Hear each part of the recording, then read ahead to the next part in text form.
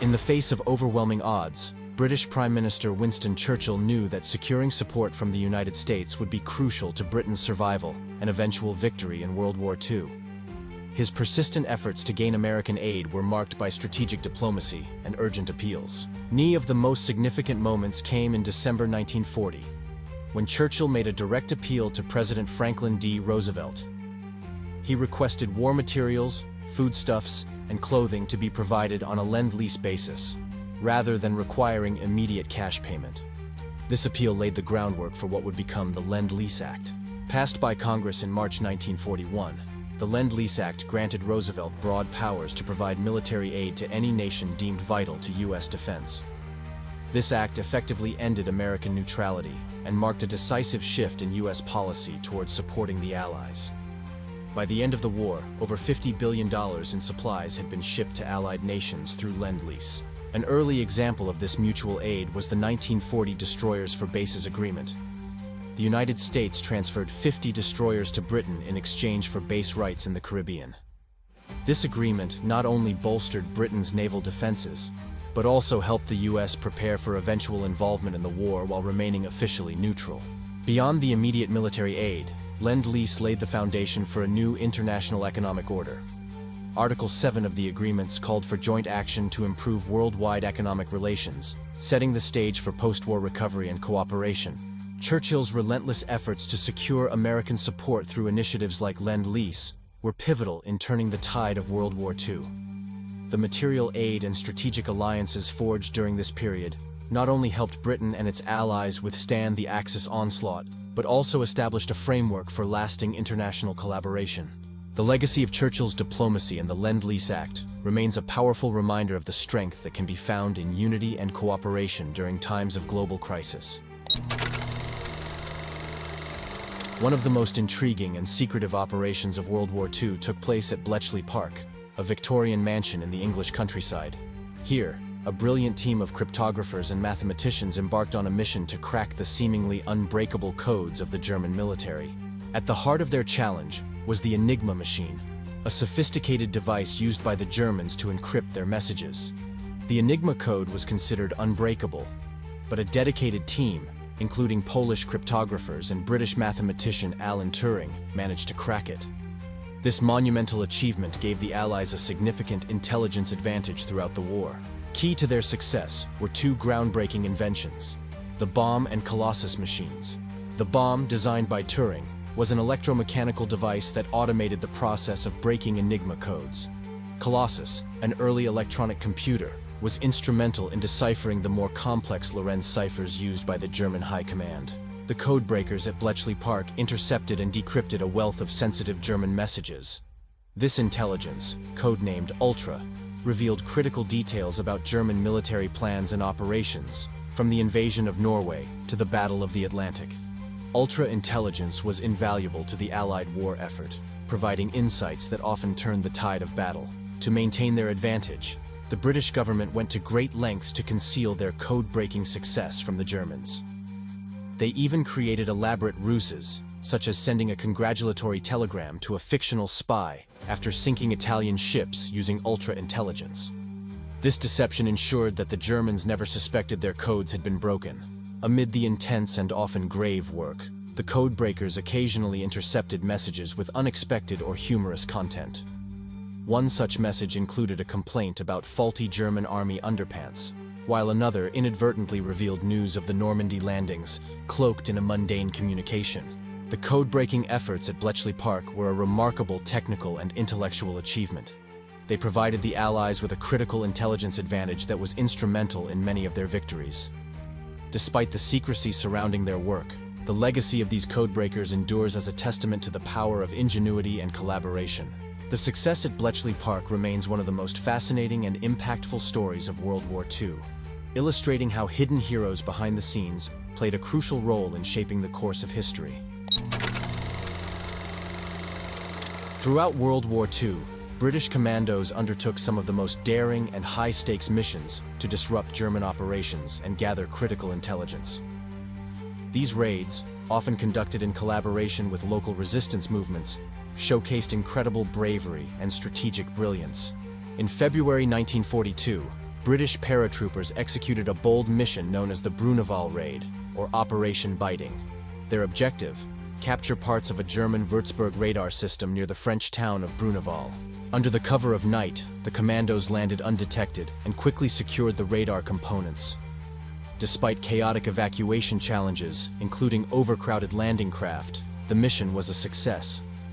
The captured radar parts provided critical intelligence on German radar technology, giving the Allies a significant edge in the air war. Just a month later, in March 1942, British Commandos and Royal Navy sailors launched another audacious raid, Operation Chariot, targeting the dry dock at St. Nazaire, the only facility on the Atlantic coast capable of servicing the German battleship Tirpitz.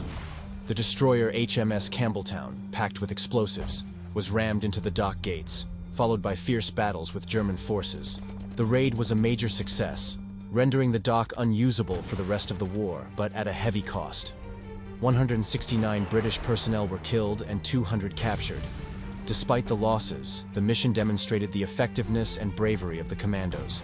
In August 1942, over 6,000 Allied troops, including Canadian and British Commandos, launched a frontal assault on the German-occupied port of Dieppe in Operation Jubilee. The raid ended in disaster, with over 3,600 casualties. However, the operation provided valuable lessons that would later shape the successful D-Day landings in Normandy. These commando raids were often supported by local resistance movements across occupied Europe. The French resistance, for instance, played a vital role in providing intelligence and assisting with sabotage operations. Their efforts were crucial in disrupting German supply lines and communication networks. The daring commando raids and the invaluable contributions of resistance movements helped pave the way for the Allied liberation of Europe. These operations, while often costly, were instrumental in gathering intelligence, disrupting German operations, and demonstrating the unyielding spirit of the Allied forces. The bravery and ingenuity displayed in these commando raids and resistance efforts remain a powerful testament to the resolve and courage of those who fought for freedom. Their legacy continues to inspire and remind us of the extraordinary lengths taken to achieve victory in World War II.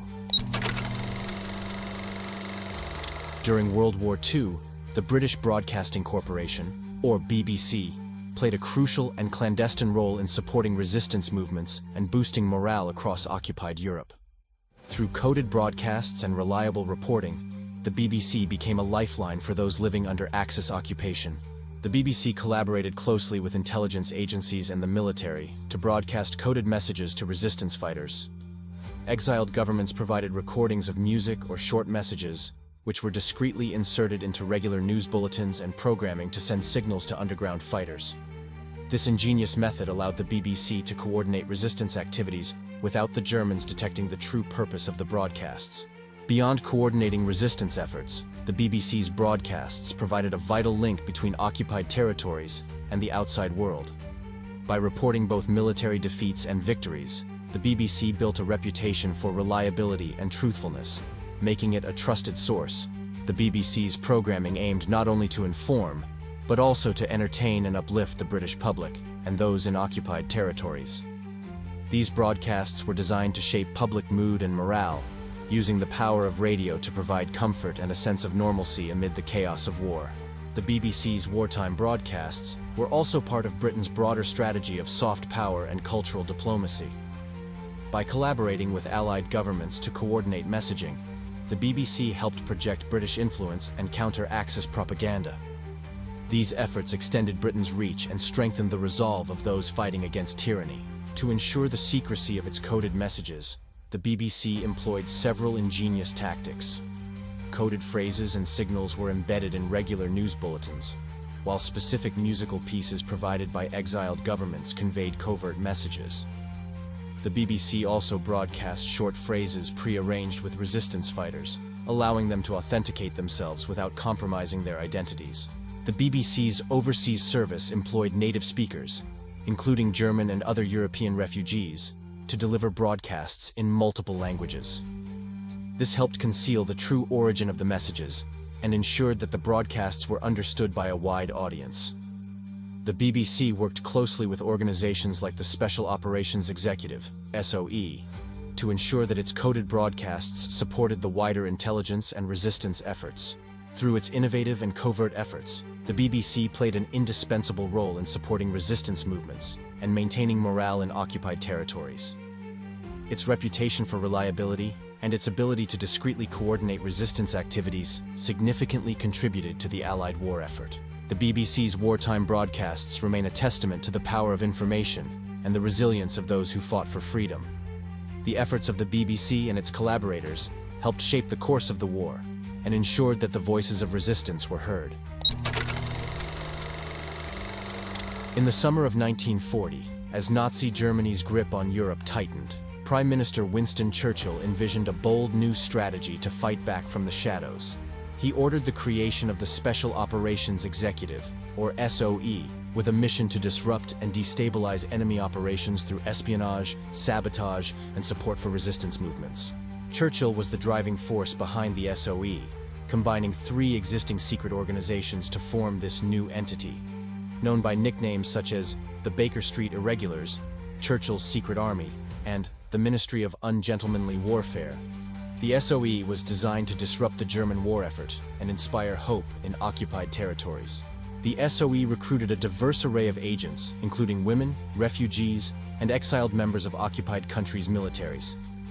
These agents underwent rigorous training in sabotage techniques, weapons handling, radio operations, and covert infiltration tactics.